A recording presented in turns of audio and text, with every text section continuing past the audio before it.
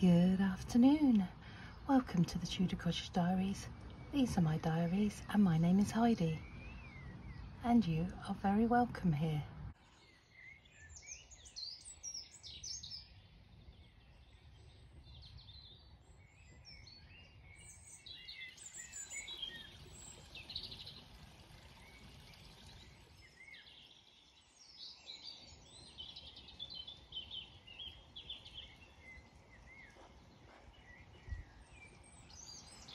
And there's the beech tree, always the last tree to come into leaf.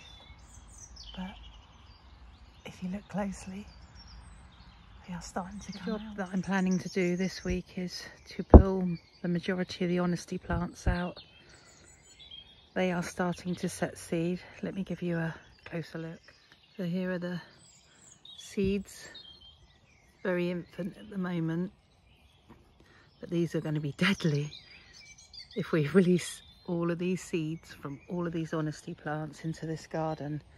So I'm going to pick the strongest plants and leave one in this area and dotted around the garden so that we can dry the seed and use it, and then add into the collection the white honesty seeds because someone recommended it in my comments, and yeah, I'm quite excited to try that and have like a white hue down here, because we have the white of the brunnera, the white of the cow parsley, the white of the hosta, and I think that white with the blue of the forget-me-nots will be pretty stunning. This David Austin Rambler is Paul's Himalayan Musk, and this will be the first year that it flowers with us on its own. So when we bought it, it was in flower, and yeah, very excited to see this growing up the plum tree. The Malvern Hills doesn't have any flowers on it yet. It's certainly growing well up through the crabapple.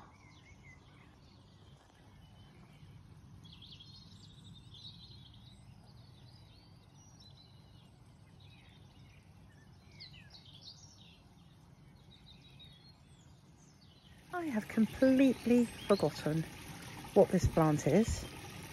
I'm going to have a root around for a label, and my concern is that it's like a seedling of a weed-like native plant that has got itself established next to the pond, and yeah, I don't know what it is.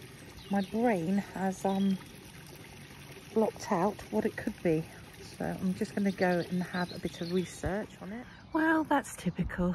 I just sat down with a cup of tea and a good book to read, and it started to spit. So I'm going to have to head in, but let me just show you what I'm reading. The book is called The Complete Gardener's Manual, the one-stop guide to plan, sow, plant and grow your garden. You can see the raindrops falling on my book. It's an RHS book.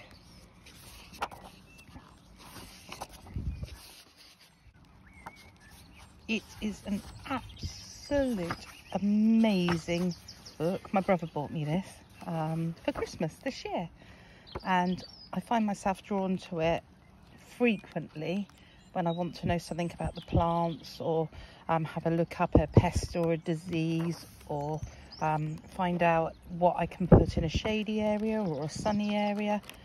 So thoroughly recommend it. But the spitting is turning to rain, so I'm going to run in, and I'm now going to show you the bathroom reveal.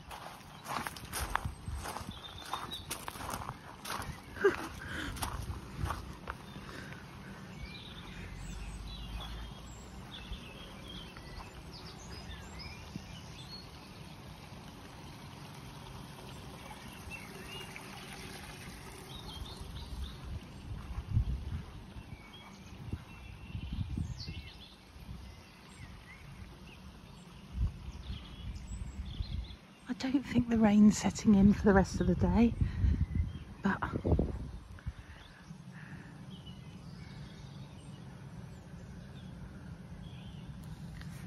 That's me heading into the house.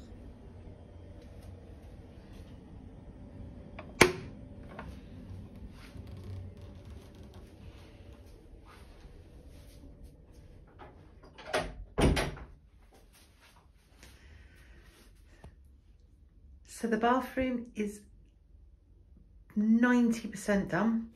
The shower screen is on back order and that hasn't arrived yet, and it will be a black frame shower screen. Tiling's been done, painting's been done. The light, we need an electrician to put in. I'll show you the light in a minute. So the bath has a copper finish with chrome feet and it's really comfortable. And we have copper waste, copper taps. There's going to be, the pipes are going to be built in by my husband, and we're using accents of browny copper tones and black. The Heritage toilet is from Bath Store, and that just needs to be bolted to the floor, but and it has a copper push. And then my husband built the unit. So the unit has been built out of pallet wood, and he's built it all himself. The hardware is from online, all in copper. So we've got pull handles, and then we have matching knobs just here. This cupboard is so handy. Right, the sun has chosen to come out now. We have a French roasting dish that has been turned into the sink with a copper waste and a copper tap.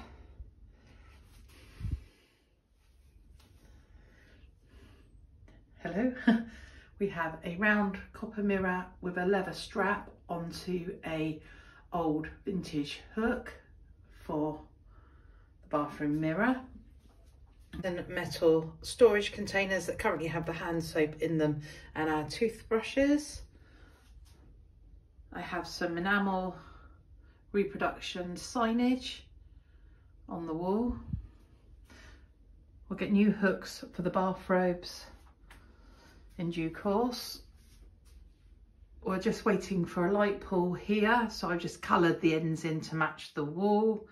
And we haven't purchased the towels yet, so we're still using old towels, but we are going to John Lewis and I can't wait to get new fluffy towels.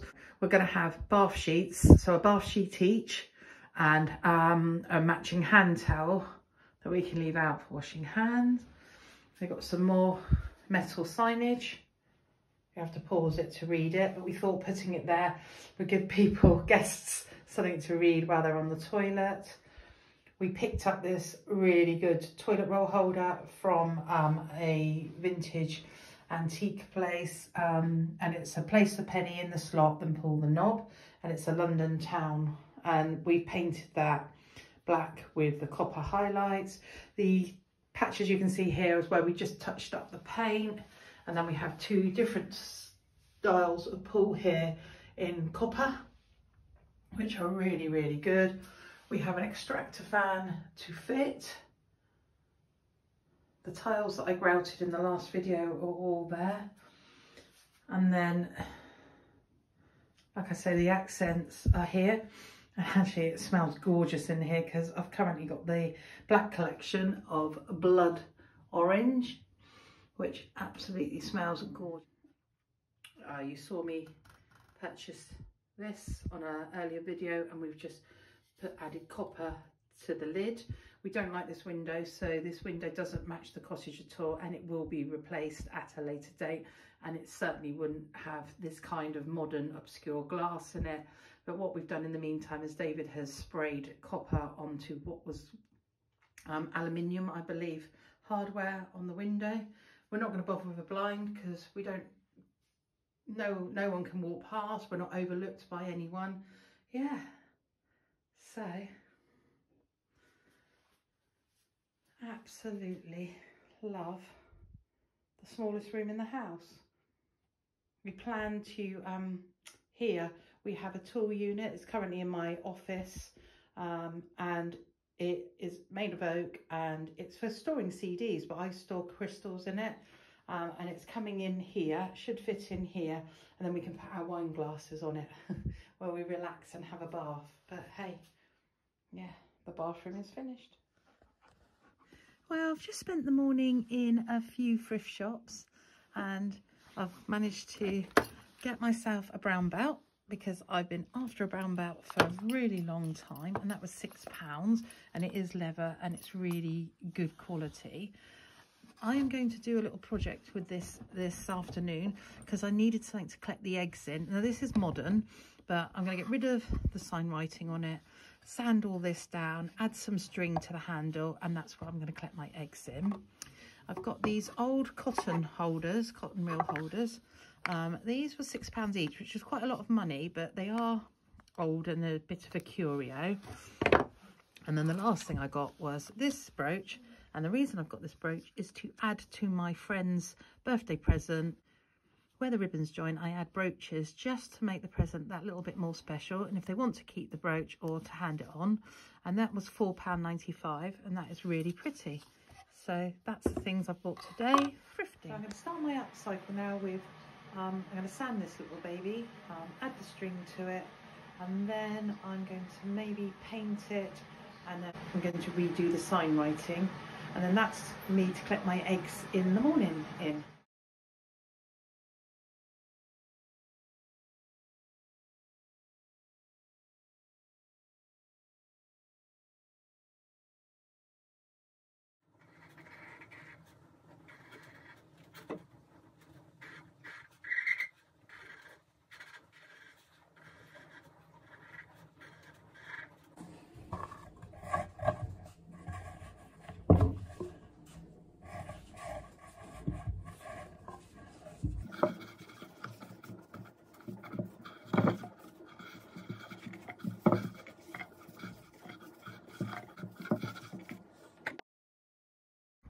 Well, I've spent the last hour just sanding, painting the little egg carrying trug in blue.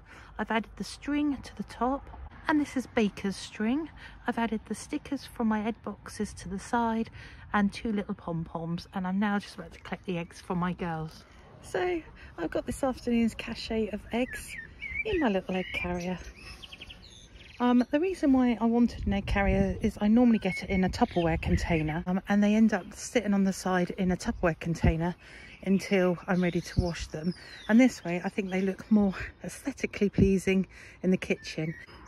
And I'll probably add the word eggs on the side of here in white paint, in my chalk paint. But yeah, I'm really pleased. Just use a bit of packaging straw in there to keep the eggs safe. Whilst we're down here, the rhododendron is opening. Not impactful at the moment.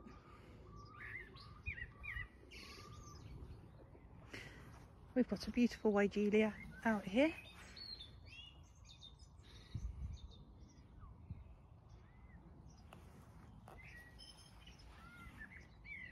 We have had the water mains repaired again. They set underground, a mechanical mole underground, to repair the piping, with strict orders from my husband that they were not to dig up any of my plants or my borders, which actually meant that they had to go round the plant beds. But after the damage they did last year, I had re-sown all this area, so I'm a bit gutted it's been dug up again, but there we go. It's been repaired. Twisted Sundance, this plant hasn't done very well over winter. It's been waterlogged. I'm hoping that now the weather's dried out, she says, after a rainstorm, that it will start to improve. But the flowers, the scent, I can just about smell it. Where they're quite heady, with my lack of smelling, I can just about smell those. So this is a gift that I've wrapped up for my friend, and it's got the little brooch on it to add a little accent. It's a lovely little keepsake. I think this is a great way of finishing off presents for Christmas and birthdays, by thrifting brooches, and they can make a decision whether to keep the brooch and wear it or just donate it. Well, I was going to finish the video, and then I noticed that the lemon tree buds had fully opened. I've got 2 fully open, 1 that will open today. So I'm going to leave the greenhouse door open to let the pollinators in.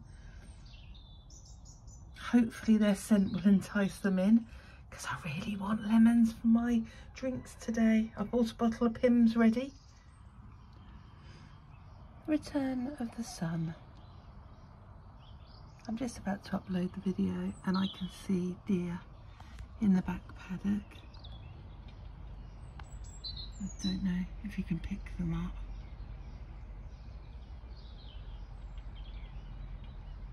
Just by the obelisk there. I hope they stay out of the garden.